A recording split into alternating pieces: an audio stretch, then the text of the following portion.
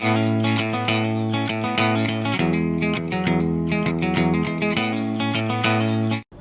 शाम में हमारे ओपीडी में माँ आती है अपने बच्चे को लेकर।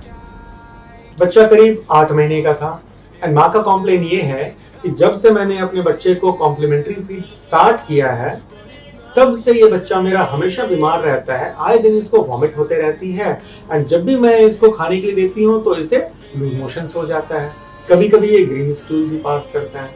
मैंने पूछा इनकी माँ से कि आपने कॉम्प्लीमेंट्री फीड कब से शुरू किया है एंड कॉम्प्लीमेंट्री फीड में क्या क्या शुरू किया है। इन्होंने बोला जब मेरा बेबी 6 महीने का हो गया था तो हमने कॉम्प्लीमेंट्री फीड स्टार्ट कर दिया था। मैंने पूछा क्या स्टार्ट किया था। इन्होंने बोला कि मैं इनको दे रही हूँ एंड मैं इनको फ्रूट जूस दे रही हूँ। फिर मैंने फ्रूट जूस के बारे में पूछा कि कौन सा फ्रूट जूस आप दे रहे हो। इन्होंने बोला कि कभी फ्रूट जूस दे देती हूँ एंड कभी मैं वाला फ्रूट जूस दे देती हूँ। तो मैंने इनसे ये पूछा कि आपने ये फ्रूट जूस के अलावा भी कुछ स्टार्ट किया है या नहीं किया है। इनका कहना था कि हाँ हमने और भी स्टार्ट किया है, हम थोड़ा दलिया भी देते हैं, थोड़ा खिचड़ी भी इनके लिए बना देते हैं। पर मैंने इनसे पूछा कि जब आप इनको दलिया देते हो, खिचड़ी देते हो, कोई कॉम्प्लिकेशन होता है क्या। इन्होंने बोला कि नहीं, जब भी मैं घर में बनाती हूँ एंड जब इनको दलिया खिलाती हूँ, खिचड़ी खिलाती हूँ तो मेरा बेबी ठीक सा रहता है, कोई प्रॉब्लम नहीं होती है।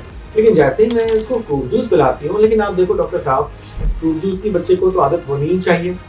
अगर मेरा बेबी फ्रूट जूस नहीं लेगा तो आगे कैसे बढ़ेगा। इसलिए मैं इसको फ्रूट जूस पिलाती हूँ, लेकिन जब भी मैं इसको फ्रूट जूस पिलाती हूँ तो इसे वॉमिट हो जाता है या लूज मोशंस हो जाता है। हमें जर्नी में भी जाना होता है, हमें बाहर भी जाना होता है।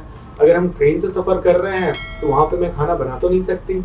इसके लिए मैं अपने बच्चे के लिए कैरी करती हूँ, इजीली अवेलेबल है एंड रेडीली मैं उसको बना सकती हूँ एंड अपने बच्चे को खिलाती हूँ। लेकिन प्रॉब्लम ये है जब भी खाता है तो फिर इसको वॉमिट हो जाता है या फिर इसको लूज मोशंस हो जाता है।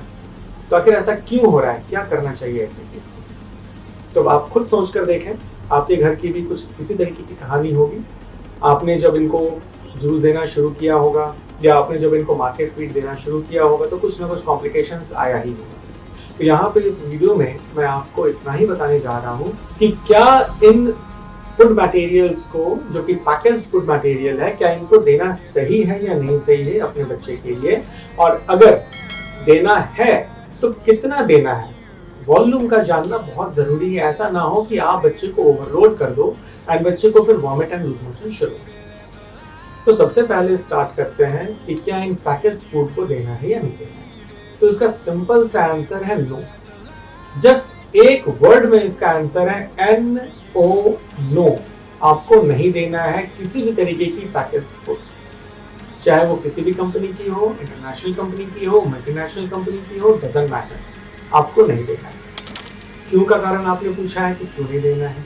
तो आप देखें, just for example tetra pack उठाएं एंड इस टेट्रा पैक के कॉम्पोजिशन को अच्छे से आप पढ़ें। आपको मिलेगा चाहे वो एप्पल का जूस हो, पाइनएप्पल का जूस हो, मैंगो जूस हो या कोई सा भी जूस हो, कंसंट्रेट अगर आप देखेंगे तो कंसंट्रेट वैरी करता है 2% से 22% तक। मींस कुछ फ्रूट जूस में कुछ कंपनीज क्लेम करती हैं कि हमारा कंसंट्रेट 22% है, कुछ क्लेम करती हैं हमारा 18% है, कुछ में तो मात्र 2% ही मिलता है। तो आप ये देखें, अगर आप फ्रेश फ्रूट जूस शॉप से निकालने जाएं या खुद घर में बैठकर निकालें, वो 100% होता है।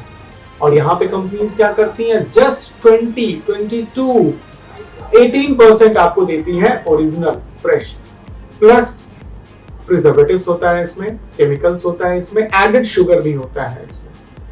जबकि ओरिजिनल फ्रेश फ्रूट जूस में नेचुरल शुगर्स मिलता है।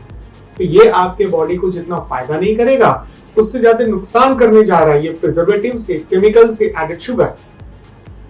इसलिए आपको चाहिए कि ऐसी किसी भी तरीके की फ्रूट जूस अपने बच्चों को ना दें। आपको पीना है आप पी लें, बट अपने बच्चों को इन फ्रूट जूस से दूरी रखें। आपको फ्रूट जूस देना है, आप फ्रेश फ्रूट लाइए, खुद से घर में निकालिए एंड दीजिए, या शॉप में जाकर निकलवा कर इनको पिलाइए।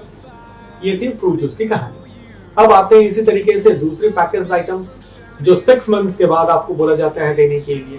तो इन पैकेज्ड आइटम्स को भी आपको नहीं देना है। क्यों? अगर आप इनके कॉम्पोजिशन को पढ़ोगे तो इसमें भी बहुत सारी प्रिजर्वेटिव्स होते हैं, बहुत सारी केमिकल्स होती हैं। जो इंग्रेडिएंट्स होता है वो कहीं ना कहीं बच्चे को रिएक्ट कर सकता है, बच्चे को हार्म पहुंचा सकता है। एंड सबसे बड़ी बात है, ये फ्रेश नहीं होता है। फ्रेश कहने का मतलब है कि आपने जस्ट अभी घर में बनाया है एंड बनाकर खिलाया, मींस अभी 10 मिनट भी नहीं बीते हैं आपको पकाए हुए बनाए हुए एंड बच्चे को आपने खिला दिया।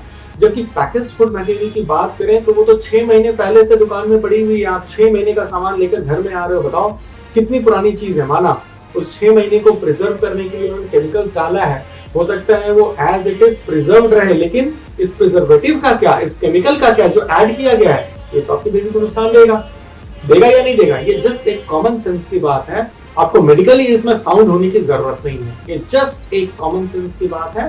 एंड कोई भी अगर अपना ये थोड़ा सा चला ले तो आइडिया लगा लेगा कि हाँ बच्चे को नहीं चाहिए बाहर का। अब आते हैं आपके तीसरे क्वेश्चन पे कि चलो ठीक है, चाहिए देना तो पड़ेगा, जर्नी में हो आप, ट्रैवलिंग में हो आप, बाहर जा रहे हो, वहां पे आप नहीं बना सकते हो, ठीक है वहां पे आप दो, लेकिन आप कैलकुलेट करो volume. 25% of the diet, suppose आपका वॉल्यूम है 100 ml का, 24 आवर्स में अगर आपका बेबी 100 ml एक्सेप्ट कर पा रहा है तो इसमें से मात्र 25 ml जो कि 25% कहलाएगा। 25 ml से ज्यादा आप ये ऊपर का फूड मटेरियल नहीं देंगे। ऐसा ना हो कि आप 25 से 40% दे दें बच्चे को, आप जैसे ही 40% देंगे आपके साथ यही कॉम्प्लिकेशन शुरू हो जाएगा, या तो वॉमिटिंग होनी शुरू हो जाएगी इससे, या तो फिर लूज मोशन होना शुरू हो जाएगा, एब्डोमेन का फूलना शुरू हो जाएगा। तो इन सभी कॉम्प्लिकेशन से अगर बचना चाहते हैं तो सबसे पहला है इन आइटम से दूर हो जाए, एंड दूसरी बात है देना चाहें तो 25% से ज्यादा क्वांटिटी ना यूज करें। उम्मीद करता हूं मैं बहुत ही क्लियर हूंगा आज के थॉट्स के लिए। आपको हर एक बात को मैंने क्लियरली आज बताया है। अगर ये वीडियो पसंद आया होगा तो लाइक जरूर कर दें, शेयर करना ना भूलें एंड सब्सक्राइब भी कर लें।